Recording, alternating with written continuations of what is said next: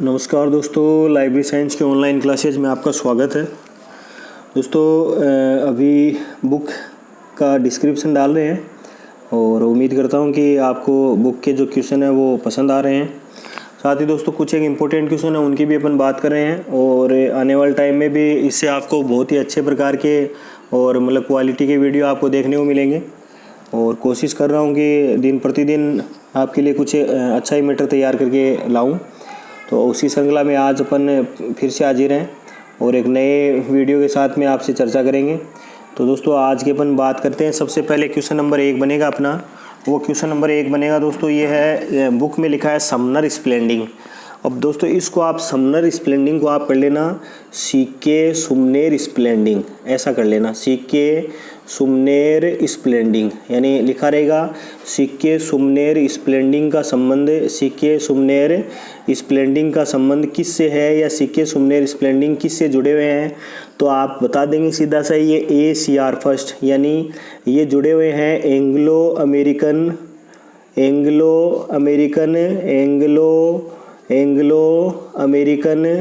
Cataloguing rules part first, Anglo American cataloguing rules part first से क्या है ये जुड़े हुए हैं। दोस्तों आप इसको याद कर सकते हैं। देखो सीके सुमनेर को यानी सीके सुमनेर स्प्लेंडिंग को आप याद रख सकते हैं कि सीके सुमनेर स्प्लेंडिंग जो है वो 1962 में क्या बनाए गए थे, इसके संपादक बनाए गए थे। किसके संपादक बनाए गए थे दोस्तों, तो आप यहाँ से याद रखेंगे ACR फर्स्ट के क्या बनाए गए थे, संपादक बनाए गए थे। आप हमें कमेंट करके बता सकते हैं कि इनका जो इसके अलावा इस ACR सेकंड से जुड़ने वाले व्यक्ति 2 व्यक्ति थे जिनका नाम क्या था, और 1978 में वो लोग जुड़ते हैं। तो जुड़ने वाले 2 व्यक्तियों का नाम क्या था वो आप हमें कमेंट करके क्या कर सकते हैं, बता सकते हैं। आगे बढ़ जाते हैं दोस्तों। आगे का क्वेश्चन है कि एल बुक कैटालॉग किस वर्ष प्रकाशित हुई, तो वो भी आपको याद रखना है। एल बुक कैटालॉग जो है ये सन 1945 में क्या हो गई थी भाई, प्रकाशित हो गई थी। दोस्तों एल बुक कैटालॉग का विशिष्ट विवरण है, आप इनको पढ़ेंगे आगे तो आप इसका पाएंगे कि इसका पहली बार जब प्रकाशन हुआ था तब ये किस नाम से प्रकाशित की गई, बाद में इसमें परिवर्तन क्या किया गया, साथ ही कौन ऐसा व्यक्ति था जो इसके जुड़ने के बाद में एल बुक कैटालॉग को ज़्यादा प्रसिद्धि दिलाता है। तो जो लोग अभी अपने यूट्यूब चैनल के माध्यम से या उनके पास में जो भी अच्छे प्रकार का स्टडी मटेरियल है इनसे वो तैयारी कर रहे हैं तो वो इनका जवाब क्या कर सकते हैं, आसानी से दे सकते हैं। दोस्तों UGC नेट के अगर बात करें तो अपन एल बुक कैटालॉग जो है वो UGC नेट के हर दूसरे तीसरे पेपर में क्या है पूछा गया है। तो आप इसको अकॉर्डिंग टू नेट आप इसको क्या कर सकते हैं, वेरी इंपॉर्टेंट मान सकते हैं।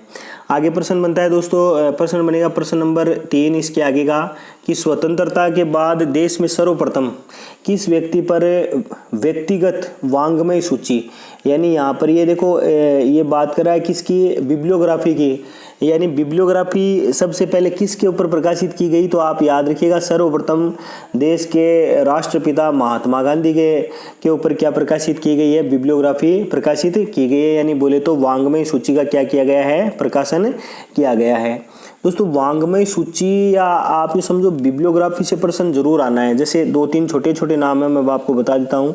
सबसे पहले तो लिखाएगा बिब्लियोग्राफी। अब देखो क्या लिखा रहेगा, सबसे पहले तो पूछा जाएगा कि इस शब्द की उत्पत्ति किससे हुई है, यानी बिब्लियोन से हुई है। इस शब्द का पहली बार प्रयोग करने वाला व्यक्ति कौन था, ये पूछा जा सकता है। आप कमेंट करके बताएंगे कि इस शब्द का सर्वप्रथम प्रयोग करने वाला व्यक्ति कौन था। साथ ही लिखा रहेगा फादर ऑफ बिब्लियोग्राफी। जैसे ये KVS एग्जाम 2018 में पूछा गया था कि फादर ऑफ बिब्लियोग्राफी किसे कहा जाता है। तो यहाँ से आप उत्तर जरूर याद रखेंगे कि कोनार्ड गेसनर या कोनार्ड जेसनर, एक ही बात है दोस्तों। कोनार्ड गेसनर या जेसनर जो है इनको क्या कहा जाता है, फादर ऑफ बिब्लियोग्राफी कहा जाता है। दोस्तों इस प्रश्न को मैं हार्ड बना देता हूँ। देखो इसको हार्ड बनाएं तो लिखा रहे जैसे फादर ऑफ बिब्लियोग्राफी एक बात, यानी पहला बिंदु हो गया फादर ऑफ बिब्लियोग्राफी। यहाँ पर दूसरा बिंदु हो जाएगा फादर ऑफ बिब्लियोमेट्रिक्स, फादर ऑफ बिब्लियोमेट्रिक्स। अब देखो यहाँ से ऊपर में वाले में कोनार्ड जेसनर आया था, तो इसमें नाम आ जाएगा एलन प्रिचार्ड। इसमें नाम आ जाएगा क्या भाई, एलन प्रिचार्ड। तो दो एक ही जैसे दो प्रश्न हो गए हैं यहाँ पर, यानी फादर ऑफ बिब्लियोमेट्रिक्स और फादर ऑफ बिब्लियोग्राफी। तो फादर ऑफ बिब्लियोग्राफी तो है कोनार्ड जेसनर, और फादर ऑफ बिब्लियोमेट्रिक्स की बात करें तो वो है कौन भाई, एलन प्रिचार्ड है। अब दोस्तों इसी प्रश्न से जुड़ा हुआ एक प्रश्न और कर लेते हैं। अगर प्रश्न आ जाए फादर ऑफ बिब्लियोग्राफी के क्लासिफिकेशन, फादर ऑफ बिब्लियोग्राफी के क्लासिफिकेशन, तो यहाँ पर किसी और का नाम हो जाएगा। अगर आप जानते हैं तो आप कमेंट बॉक्स के माध्यम से बताएंगे। दोस्तों मैं इसका आपको हिंट दे देता हूँ, जिनको भी कहा जाता है उन्होंने 1935 में फादर ऑफ बिब्लियोग्राफी क्लासिफिकेशन जिनको भी कहा जाता है, उन्होंने 1935 में वर्गीकरण की एक पद्धति का क्या किया था भाई, निर्माण किया था। तो तीन एक जैसी बात है, और तीनों के 3 प्रश्न बनते हैं और 3 उत्तर हो जाएंगे। अगर आप ढंग से पढ़ेंगे तो आसानी से तीनों का उत्तर प्राप्त कर लेंगे। आगे बढ़ते हैं दोस्तों। आगे बढ़ते प्रश्न आएगा, डॉक्टर एस आर रंगानाथन ने पुस्तकालय विज्ञान के क्षेत्र में लगभग कितने वर्षों तक कार्य किया? तो आप याद रखेंगे डॉक्टर एस आर रंगानाथन ने 48 वर्षों तक। अब देखो आप इन 48 वर्षों को कैसे निकालें, जैसे आप इनको निकालो दोस्तों, वो निकालो 1924 से। 1924 से लेकर इनकी मृत्यु हुई थी 1972 को। अब देखो यहाँ से इनको आप निकालोगे तो ये पूरे 48 वर्ष हो जाएंगे। कैसे? 1924 में डॉक्टर एस आर रंगानाथन जो थे वो मद्रास विश्वविद्यालय में पुस्तकालय अध्यक्ष के रूप में क्या करते हैं, कार्य शुरू करते हैं। और 1972 में वो डीआरटीसी बेंगलोर में ये कार्य करते हुए क्या हो जाते हैं, यहाँ पर स्वरलोक चले जाते हैं, यानी कहने मतलब उनकी मृत्यु हो जाती है। अब आप देख लो, इनको आप करके देखोगे तो देखो 1924 से लेकर तो 24 से 6 साल तो ये, और 2 वो, यानी 6 2 8 प्लस इसके बाद में देखो 30 से 40 10, फिर 40 से 50 10, 50 से 60 10, और 60 से 70 10, यानी 10 10 तो 40, 4 तो 10 तो 40, 40 और 8 कितने हो गए, 48। यानी डॉक्टर एस आर रंगानाथन ने पुस्तकालय विज्ञान शिक्षा के क्षेत्र में कितने वर्ष तक सेवा की है? तो आपको याद रखना है दोस्तों 48 वर्ष तक। और 48 वर्ष तक जो पुस्तकालय विज्ञान शिक्षा में डॉक्टर एस आर रंगानाथन का अगर अपन योगदान की बात करें तो आप ये समझो कि मेलविन डेवी का वर्ल्ड में दूसरा अगर कोई बड़ा आदमी था तो वो अपने देश के डॉक्टर एस आर रंगानाथन थे। तो वो भी आप क्या रखेंगे, यहाँ से याद रखेंगे। आगे बढ़ जाते हैं दोस्तों। आगे का प्रश्न बनता है अपना, वो प्रश्न बनेगा कि सीसी के कितने संस्करणों में गेस्टाल्ट सिद्धांत को पूर्ण रूप से लागू किया गया, यानी गेस्टाल्ट सिद्धांत जो है वो कौन से संस्करण में, यानी कितने संस्करणों तक लागू किया गया है? तो आप याद रखेंगे प्रथम 4। अब देखो ट्रिपल सी की बात कर रहा है दोस्तों, ये ट्रिपल सी की बात कर रहा है, तो ट्रिपल सी के कितने संस्करण? आप ट्रिपल सी के देखो कितने संस्करण, सबसे पहले बात करें दोस्तों तो 34, उसके बाद में बात करें दोस्तों तो 34 के बाद में 45, उसके बाद में बात करें दोस्तों तो 51 के बाद में बात करें तो 58। यानी ये 4 जो संस्करण थे, इन चारों संस्करणों में क्या है, गेस्टाल्ट सिद्धांत को पूर्ण रूप से क्या किया गया है भाई, लागू किया गया है। दोस्तों एक ही सीसी का एक ही संस्करण और बचा है, यानी ट्रिपल सी का 5वां संस्करण, यानी ट्रिपल सी का 5वां संस्करण आप कमेंट करके बता सकते हैं कि कब प्रकाशित हुआ। दोस्तों सरल है, लेकिन एग्जाम में बहुत बार पूछा गया है कि ट्रिपल सी का 5वां संस्करण प्रकाशित कब हुआ, या इसको प्रकाशित करने में किसकी महत्वपूर्ण भूमिका थी, साथ ही इसके प्रकाशन करने में, जैसे अभी 29 दिसंबर को जो एग्जाम हुआ था उसमें पूछा गया था कि ट्रिपल सी का जो 5वां संस्करण है, इस 5वें संस्करण में प्रकाशन में डॉक्टर एस आर रंगानाथन के सहयोगी कौन थे। तो ऐसे प्रश्न एग्जाम में क्या है, बहुत बार पूछे गए हैं, तो आप थोड़ा सा इनको क्या रखेंगे, ध्यान रखेंगे। आगे बढ़ जाते हैं दोस्तों। आगे प्रश्न बनता है कि कुलपति मॉरिस ग्वायर के निमंत्रण पर डॉक्टर एस आर रंगानाथन किस विश्वविद्यालय गए? तो आप याद रखेंगे दिल्ली विश्वविद्यालय में गए थे। कब गए? तो वो भी आप याद रखिएगा 1947 में, और 1947 से लगभग 1953 तक के कहाँ रहे हैं भाई, ये डॉक्टर एस आर रंगानाथन जो है वो दिल्ली विश्वविद्यालय में ही रहे हैं। तो वो भी आप क्या रखेंगे, याद रखेंगे। आगे बढ़ जाते हैं दोस्तों। आगे प्रश्न बनता है कि सीसी के किस संस्करण के प्रकाशन के समय doctor S R Ranganathan Bangalore स्थानांतरित हो गए थे या स्थापित हो गए थे? तो वो भी आप याद रखेंगे दोस्तों। यहाँ सीसी की बात कर रहा है, तो ये सीसी का कौन सा संस्करण, 6वां संस्करण। देखो 1 मिनट में मैं सारे संस्करण कर देता हूँ। सबसे पहले शुरुआत करेंगे दोस्तों 33 में, 33 से फिर 39 में, 39 के बाद में अगर बात करें दोस्तों तो 50 में, 50 के बाद में 52 में, फिर 57 में, फिर 60 में, और 60 के बाद में रीप्रिंट 63, और एक बात करें तो 87। आप काउंट करो, देखो 1 2 3 4 5 6 7 और 8, ये यहाँ पर रीप्रिंट है। अब तक 7 संस्करण हुए, और सन 1957 तक डॉक्टर एस आर रंगनाथन 57 में ज्यूरिख स्विट्जरलैंड में थे। बाद में बात करें दोस्तों तो 58 में वो कहाँ किससे जुड़ गए, DRTC यानी डॉक्यूमेंटेशन रिसर्च ट्रेनिंग सेंटर के स्थापना या शोध कार्य से जुड़ गए, और 62 में उन्होंने क्या कर दिया था, DRTC की स्थापना कर दिया था। इससे पूर्व जब 6वां संस्करण था तब वो कहाँ चले गए थे, DRTC का मुख्यालय बेंगलोर स्थानांतरित हो गए थे। तो यहाँ से 2 प्रश्न बने हुए हैं, एक तो बना हुआ ISBD M और एक बना हुआ ISBD G। तो सबसे पहले तो आप दोनों के सन में थोड़ा सा चेंजेबल करेंगे दोस्तों। जहाँ पर ISBD M लिखा हुआ है उसके आगे तो आप कर देंगे 1971, और जहाँ पर ISBD G लिखा हुआ है उसके आगे आप कर लेंगे 1974। तो पहला परिवर्तन तो आप यहाँ से कर लेंगे, ये है ISBD यानी इंटरनेशनल स्टैंडर्ड बिब्लियोग्राफी डिस्क्रिप्शन। जो M लिखा हुआ है ये तो है 1971 में, और जो G लिखा हुआ है वो है 1974 में। दोस्तों यहाँ लिखा है ACR2 का आधार किसे बनाया गया था, तो आप याद रखेंगे ISBD G को ही आधार बनाया गया था, लेकिन प्रकाशन G का कब हुआ, तो 1974 में प्रकाशन हुआ। उसका क्या है भाई, ये स्वरूप है।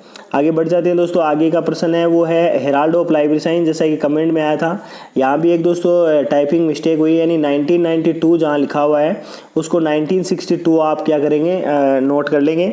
और Herald of library science Lucknow से प्रकाशित होती है 1962 में। तो ये भी आप क्या रखेंगे, याद रखेंगे।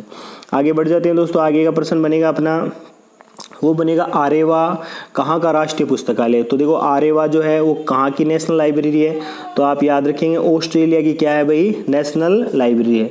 दोस्तों बहुत सारी जगह एक प्रश्न आता है कि निम्न में से कौन से देश की बिब्लियोग्राफी या जो नेशनल बिब्लियोग्राफी है उसका प्रकाशन नहीं हुआ। तो देखो वहाँ पर अमेरिका भी लिखा रहेगा, एक ब्रिटेन लिखा रहेगा, या फिर लिखा रहेगा इंडिया लिखा रहेगा, और लिखा रहेगा ऑस्ट्रेलिया। अब देखो आप यहाँ से बात करो तो ऑस्ट्रेलिया, इंडिया और ब्रिटेन, इन तीनों में तो क्या प्रकाशित की जाती है भाई, बिब्लियोग्राफी प्रकाशित की जाती है। यहाँ पर आपको याद रखना है USA में बिब्लियोग्राफी का क्या नहीं किया जाता भाई, प्रकाशन नहीं किया जाता, यानी वांग्मय सूची प्रकाशित नहीं की जाती है। अब देखो मैं यहाँ से एक आपको इंपॉर्टेंट प्रश्न और बना देता हूँ। जैसे यहाँ पर एक नाम आ जाएगा प्रेसिज, नाम आ जाएगा प्रेसिज। ये प्रेसिज एक अनुक्रमणिका का पद्धति है दोस्तों, डेरेक ऑस्टिन के द्वारा ये पद्धति बनाई गई थी। यानी प्रेसिज किसके द्वारा बनाई गई, तो आप याद रखेंगे किसके द्वारा बनाई गई है भाई, डेरेक ऑस्टिन के द्वारा बनाई गई है।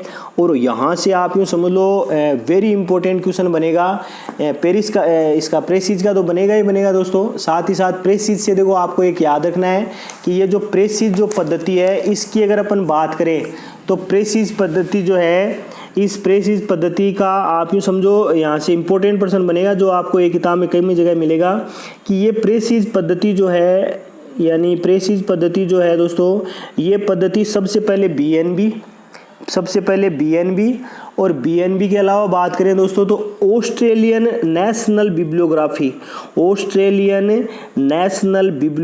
में भी इसका क्या किया गया था, इसका उपयोग किया गया था। साथ ही दोस्तों यहाँ से एक और इम्पोर्टेंट प्रश्न बनेगा कि ये जो प्रेसिज है, यहाँ पर ऑस्ट्रेलिया की बात आई दोस्तों इसलिए चर्चा करें। ये प्रेसिज जो है, इस प्रेसिज के बारे में अगर बात करें तो सन 1978 में इंडियन लाइब्रेरी साइंस अब्स्ट्रैक्ट की अनुक्रमणिका को प्रस्तुत करने हेतु भी किसका प्रयोग किया गया भाई, प्रेसिज का प्रयोग किया गया। और बात करें दोस्तों तो यहाँ से एक और इम्पोर्टेंट बन जाएगा, वो बन जाएगा भारत की INB। वो बन जाएगा क्या भाई, भारत की INB। और INB में भी क्या भाई, तो आप याद रखेंगे INB में भी क्षेत्रीय भाषा तमिल और तमिल खंड में, तमिल जो खंड है, तमिल जो भाषा है उसके खंड में किसका प्रयोग किया गया था, तो वो भी आप याद रखेंगे प्रेसिज या अनुक्रमणिका का क्या किया गया था, प्रयोग किया गया था। आपको याद रखना है दोस्तों इस अनुक्रमणिका पद्धति, यानी किस अनुक्रमणिका पद्धति, इस प्रेसिज अनुक्रमणिका पद्धति को बनाने वाला व्यक्ति कौन था, डेरेक ऑस्टिन था। अगर आप इसके बारे में जानते हैं तो कमेंट बॉक्स के माध्यम से आप बताएंगे कि इस पद्धति का विकास कौन से सन में किया गया था। ठीक है, वेरी इंपॉर्टेंट है दोस्तों। छोटा सा ही पड़ाव था, अपन ने इसका खूब सारा ऑपरेशन कर दिया। आगे बढ़ जाते हैं दोस्तों। आगे है कि मोतीलाल नेहरू पब्लिक लाइब्रेरी कहाँ स्थित है, तो आप याद रखेंगे मोतीलाल नेहरू पब्लिक लाइब्रेरी हिमाचल प्रदेश में स्थित है दोस्तों। कहाँ स्थित है, तो आप याद रखेंगे हिमाचल प्रदेश में स्थित है। साथ ही बात करें दोस्तों, इंडिया कॉपीराइट एक्ट जो है उसमें कुल कितने अनुच्छेद हैं, तो उसके अंदर 79 अनुच्छेद हैं। भारत में कब लागू हुआ, बना कब, तो आपको याद रखना है लागू हुआ 21 जनवरी सन 1958 को और बन गया था सन 1957 को। कॉपीराइट भारत में बात करें दोस्तों तो लेखक की मृत्यु के अंतिम लेखक की, यानी भारत में जो भी लेखक होता है उसकी मृत्यु के 60 वर्ष बाद तक, और विश्व में बात करें तो 70 वर्ष बाद तक क्या रहता है, कॉपीराइट लागू रहता है। लेकिन अगर बात करें दोस्तों 2 या 2 से अधिक लेखक होने की दशा में, तो अंतिम लेखक की मृत्यु के 50 वर्ष बाद तक, चाहे वो भारत हो चाहे अंतर्राष्ट्रीय स्तर हो, दोनों स्तर पर क्या रहता है, ये लागू रहता है। बात करेंगे दोस्तों आगे कि डॉक्टर एस.आर. रंगनाथन ने कब कहा था कि पुस्तकालय अध्यक्षता का व्यवसाय उच्च वेतन वाला व्यवसाय हो जाएगा, कब कहा था, तो आप याद रखेंगे 1948 में। छोटे छोटे प्रश्न है दोस्तों। करिसिद्दीपा कमेटी कब गठित की गई, तो आप याद रखेंगे करिसिद्दीपा कमेटी 1997 में। इसके अलावा है लाइब्रेरी बिल ऑफ राइट्स का संबंध किससे है, तो आप याद रखेंगे दोस्तों ALA से है, यानी अमेरिकन लाइब्रेरी एसोसिएशन से है। और 2-4 छोटे छोटे प्रश्न है दोस्तों, सबको सरल कर देते हैं अपन। रंगनाथन जी माला के सचिव कब से रहे, तो आप याद रखेंगे 1928 से 1945 तक। एक प्रश्न आएगा देखो, माइकल गोरमैन और पॉल डब्ल्यू विनकलर, दोस्तों ये विकल लिखा हुआ है यहाँ पर, तो आप याद रखेंगे ये पॉल डब्ल्यू विनकलर किस से जुड़े हुए थे, तो आप याद रखेंगे AACR2 से क्या थे भाई, जुड़े हुए थे। मैं इनके बारे में दोस्तों यहाँ ज़्यादा जानकारी नहीं बताऊंगा, इसलिए नहीं बताऊंगा कि मैंने इससे संबंधित ऊपर एक प्रश्न पूछा है, तो आप थोड़ा सा अपना दिमाग लगाने की कोशिश करना कि ये शायद कहाँ से पूछा गया है।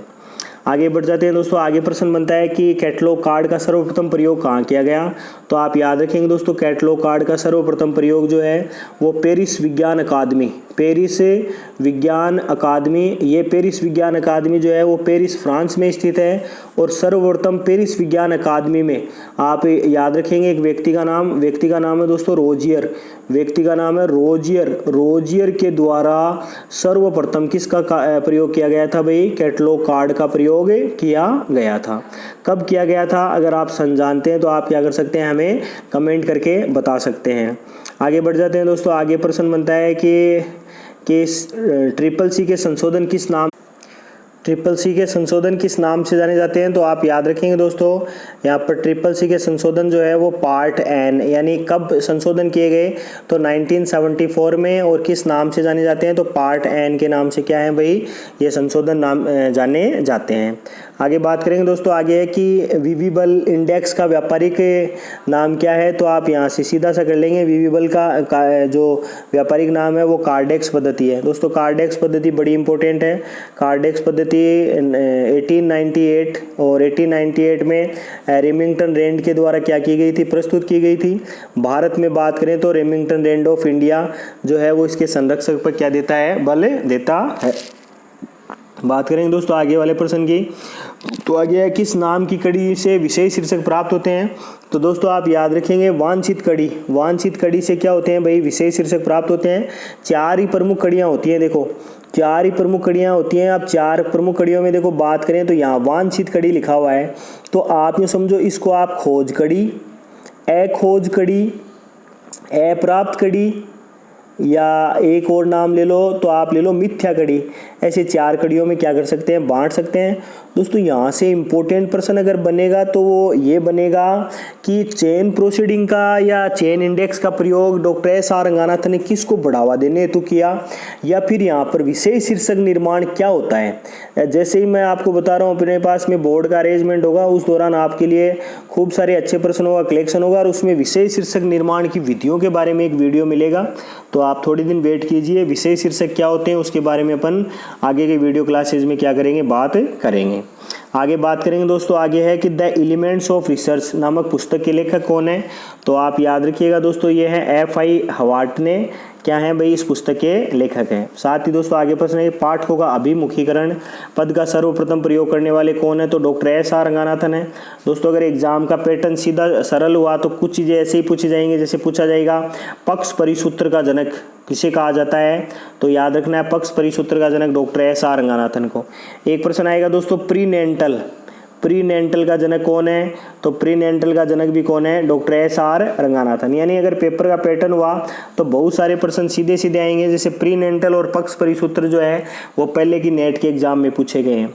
आगे बढ़ जाते हैं दोस्तों, आगे है कि डॉक्टर एस आर रंगानाथन द्वारा प्रतिपादित पुस्तकालय विज्ञान के 5 सूत्र शोध का कौन सा प्रकार है, तो आप याद रखेंगे दोस्तों मौलिक शोध या मूल जो शोध है वही क्या है भाई, पुस्तकालय विज्ञान के जो 5 लॉज है उसके बारे में डॉक्टर एस आर रंगानाथन ने शामिल किया है।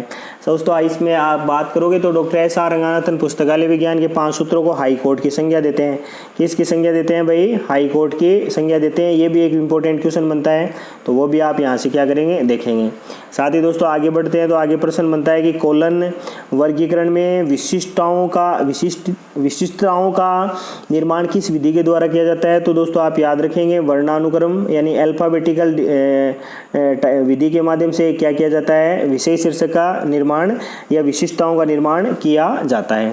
साथ ही दोस्तों प्रश्न बनता है क्लासिफिकेशन ऑफ स्कूल मैनेजमेंट। देखो यहाँ से एक ही प्रश्न है, क्लासिफिकेशन ऑफ स्कूल मैनेजमेंट। अब देखो ये यहाँ पर सीधा सा ले लो आप, इसको आप हिंदी में ले हो तो ये बनेगा शास्त्रीय प्रबंधन विचारधारा। तो याद रखना है दोस्तों, शास्त्रीय प्रबंधन विचारधारा के जनक जो है वो कौन है, हेनरी फ्योल है। देखो 2-3 नाम आएंगे, शास्त्रीय प्रबंधन विचारधारा या शास्त्रीय सिद्धांत या फिर आएगा शास्त्रीय विचारधारा स्कूल। तो ये अलग अलग स्वरूप रहेंगे, तो इनको आप एक बार देखेंगे तो आप पता लगा लेंगे। देखो शास्त्रीय सिद्धांत की बात करें दोस्तों, तो शास्त्रीय सिद्धांत को आपको याद रखना है और शास्त्रीय विचारधारा को आपको क्या रखना है, याद रखना है। कौन जुड़े हुए हैं, तो मैं आपको 3 नाम बताता हूँ, 3 नाम को आपको खाली जोड़ना है। देखो एक तो F.W. टेलर, इसके अलावा एडम स्मिथ और तीसरा है हेनरी फ्योल। आपको तीनों को एक दूसरे को मिलान करना है। अगर दोस्तों आप मिलान करने में कामयाब हुए तो आप समझो आप यूजीसी नेट का एक प्रश्न जो है वो आसानी से क्या कर लेंगे, हल कर लेंगे। मैं 3 व्यक्तियों का नाम पुनः आपको बता देता हूँ। एक है हेनरी फ्योल, F.W. टेलर जिनको फादर ऑफ साइंटिफिक मैनेजमेंट कहा जाता है, यानी F.W. टेलर, और एक एडम स्मिथ। एक कौन भाई, एडम स्मिथ। तीनों को अगर आपने मिलान कर दिया तो यो आप ये समझो यूजीसी नेट में आपका 1% राइट हो जाएगा। आगे है दोस्तों कि स्टडी एब्रोड क्या है, तो ये एक हस्त पुस्तिका है। और प्रश्न बात करें तो सामान्य एकल की अवधारणा का प्रतिपादन सर्वप्रथम किसके द्वारा किया गया, तो वो भी आप याद रखेंगे दोस्तों, मेल्विन डेवी का नाम याद रखेंगे। साथ ही देखो पत्रक सूची या सूची पत्रक का सर्वप्रथम प्रयोग कब विकसित हुआ, तो आप याद रखेंगे 1775 में। किसके द्वारा किया गया, तो रोजियर के द्वारा। कहाँ किया गया, तो पेरिस विज्ञान अकादमी में क्या किया गया था, कैटलॉग कार्ड का प्रयोग किया गया था। कैसा कैटलॉग कार्ड होता है, तो वो भी मैं आपको बता देता हूँ। देखो यहाँ पर एक कैटलॉग कार्ड होता है, आप इसको यूँ याद रख सकते हैं कि एक पड़ी और दो खड़ी लाइनें। देखो इस तरीके से बनाएंगे, यानी एक तो पड़ी और ये 2 खड़ी, एक तो पड़ी और 2 क्या है भाई, खड़ी। इनको इस तरीके से अपन ने क्या कर दिया, थोड़ा सा सुंदर या व्यवस्थित कर दिया। इस कैटलॉग कार्ड की बात करें दोस्तों तो 12.5 गुणा 7.5 सेंटीमीटर, 7.5 सेंटीमीटर। इंच में बात करें तो 5 गुणा 3 इंच आकार का क्या होता है, कैटलॉग कार्ड होता है। सर्वप्रथम 1775 में पेरिस विज्ञान अकादमी में रोजियर के द्वारा क्या किया गया था, इसका प्रयोग किया गया था। आगे बढ़ते हैं दोस्तों, आगे प्रश्न बनेगा कि अंकन एक शीघ्र आंसुलिपि है। कौन कहता है ऐसा, तो आप याद रखिएगा मार्गेट मान। अंकन एक आंसुलिपि है या शीघ्र आंसुलिपि है, कौन करने वाला है, तो मार्गेट मान। साथ ही दोस्तों प्रश्न बनता है कि पक्ष पद का प्रथम बार प्रयोग डीडीसी किस संस्करण में किया गया, तो यही फेसेट फॉर्मूले की बात करता है दोस्तों। तो 18वें संस्करण में क्या था, प्रयोग किया गया था। दोस्तों एक लाइन में एक ही बार में याद करो, तो देखो आप इस तरीके से याद कर सकते हैं। अगर कहीं आपको कोई पूछ ले कि डीडीसी के संस्करण, तो आप यूँ याद रखिएगा। देखो डीडीसी को 76 से स्टार्ट कीजिएगा, 76 के बाद 85 के बाद में 88 के बाद 91, 94, 99 के बाद में बात करो तो 11, 13, 15, 19 और 19 के बाद में दोस्तों बात करो तो 19 के बाद में बात करो तो 22, 27, 27 के बाद में बात करो दोस्तों तो यहाँ से आप याद रखोगे 32, फिर 32 के बाद में बात करो तो आगे जैसे जैसे आप बढ़ते जाओगे ना तो आप ये समझ लो कि आपको एक साथ सारे जितने भी संस्करण है वो सारे के सारे क्या हो जाएंगे, आपको याद हो जाएंगे। इसके बाद में बात करो दोस्तों 32 के बाद में 42, 42 के बाद में बात करो अपन तो सीधे सीधे शब्दों में आओ तो आप आओगे 51, 52, 51, 52 के अलावा बात करो दोस्तों तो 58, 58 के बाद में बात करो तो 65, 65 के बाद 71, 71 के बाद 79, 89, फिर 96, फिर 96 के बाद में 2003 और फिर 2011। इस तरीके से आपको क्या हो जाएंगे, एक साथ सारे संस्करण जो है दोस्तों वो याद हो जाएंगे। दोस्तों डीडीसी महत्वपूर्ण है और आप ये समझो कि 1% जो है वो डीडीसी से क्या है, पक्का आने की क्या रहेगी भाई, संभावना रहेगी। तो एक बार आपको मैं पुनः एक ही लाइन में सारे एक बार याद करवा देता हूँ। सबसे पहले 1876, 85, 88, 91, 94, 99, 11, 13, 15, 19, 22, 27, 32, फिर 42, 51, 52, 58, 65, 71 के बाद 79, 89, फिर 96, 2003 और 2011। ऐसे मिला के सारे 24 होते हैं। 24 में भी आप घटाओ तो एक संस्करण रिप्रिंट हो जाएगा और रिप्रिंट जो होगा वो 15 हो जाएगा और 15 के अलावा जो बच गए वो कितने संस्करण हो जाएंगे, वो सारे 23 संस्करण हो जाएंगे। और 23 संस्करणों के संपादक भी अगर आप याद करना चाहें दोस्तों तो वो भी आपको अंगुलियों पे याद होंगे। आप यूँ समझो 1 से लेकर 3 तक की बात करें तो इस संपादक जो थे वो मेलविन डेवी थे। उसके बाद में 4 से लेकर अगर बात करो दोस्तों 4 से लेकर 10 तक की अगर बात करें अपन तो मे सेम्योर सर्वाधिक बार संपादित करने वाले व्यक्ति। उसके बाद में 11, 12, 13 की बात करें तो जेनेस डोरेक्स फेल्यूज। उसके बाद में 14 की बात करें दोस्तों तो 14 थे क्रिस्टियन मेजेनी। उसके बाद में 15 में बात करें तो मिल्टन जे फर्ग्यूसन। उसके बाद 15 का जो रिप्रिंट हुआ दोस्तों 1952 में वो था जेनेस डोरेक्स फेल्यूज और मेलविन डेवी का बेटा गॉडफ्रे डेवी। और इसके अलावा बात करें दोस्तों तो उसके अलावा आप ले लो 16 से लेकर सीधे ही 19 तक तो वहाँ पर आप ले हो तो वो हो जाएगा बेंजामिन क्लस्टर। 20 में जेपी कैमरोनी। 21, 22 और 23 यहाँ तक तीनों में आप लोगे तो जेएस मिशेल या जेएस मिशेली या जेएस मिशेल नाम का व्यक्ति क्या है, इनका संपादक हो जाएगा। साथ ही माइकल पेंजर का नाम भी आप क्या रख लेंगे, याद रख लेंगे। दोस्तों डीडीसी है पूरी अंगुलियों पे याद होगी। अगर आप 1-2 बार भी ढंग से इनको पढ़ते हैं तो आसानी से पूरा याद हो जाएगा। आगे है कि बुक क्लासिफिकेशन का प्रथम विद्वान कौन था, तो आप याद रखेंगे दोस्तों बेकन की भी बात करें तो 1870 में क्या करते हैं, बेकन की वर्गीकरण पद्धति को आधार बनाकर ही डीडीसी का क्या करते हैं, मेलविन डेवी प्रकाशन करते हैं। आगे 73 में विकास कर लेते हैं और 76 में क्या कर देते हैं, प्रकाशन कर देते हैं। और बढ़ेंगे दोस्तों आगे है कि एस आर रंगानाथन ने एक पंक्ति में कितने क्षेत्रों को मान्यता दी है, तो आप याद रखें 5 क्षेत्रों को। वीडियो बड़ा नहीं हो इसलिए थोड़ा सा स्पीड बनाएं दोस्तों। यह किसने कहा था कि खोज युक्ति अंधेरे में दर्पण के समान है, यानी दर्पण जैसी लगाई पड़ती है, तो वो है क्वार्ट्ज या कुड्स ने क्या था भाई कहा था। इस प्रश्न को दोस्तों अपन याद रखेंगे। निम्न में से कौन सा छद्म नाम है, यानी ये शेडोनेम की बात करें दोस्तों तो आप याद रखिएगा प्रेमचंद की भी बात करें दोस्तों तो इनका बचपन का नाम धनपत राय या फिर नवाब राय नाम था। इन्होंने बाद में उपनाम से लिखना शुरू किया तो वो उपनाम ही क्या है, यहाँ पर छद्म नेम है, जो क्या दर्शाता है भाई, प्रेमचंद के नाम को दर्शाता है। तो आप ये भी क्या रखेंगे, याद रखेंगे। जैसे सूर्यकांत त्रिपाठी, अब निराला इनका उपनाम है तो दोस्तों ये छद्म नाम जो है वो निराला हो जाएगा। वास्तविक नाम की बात करें तो वो क्या है, सूर्यकांत त्रिपाठी है हो जाएगा। तो एक पन्ने का पूरा विशिष्ट स्पष्टीकरण कर दिया है दोस्तों। उम्मीद करता हूँ कि आपको समझ में आएगा और आप इसको थोड़ा सा ढंग से पढ़ेंगे तो आने वाले जो भी वीडियो क्लासेज है उनमें आपको बहुत सारा फायदा होगा। एक नई वीडियो के साथ में दोबारा मिलेंगे, तब तक के लिए जय हिंद।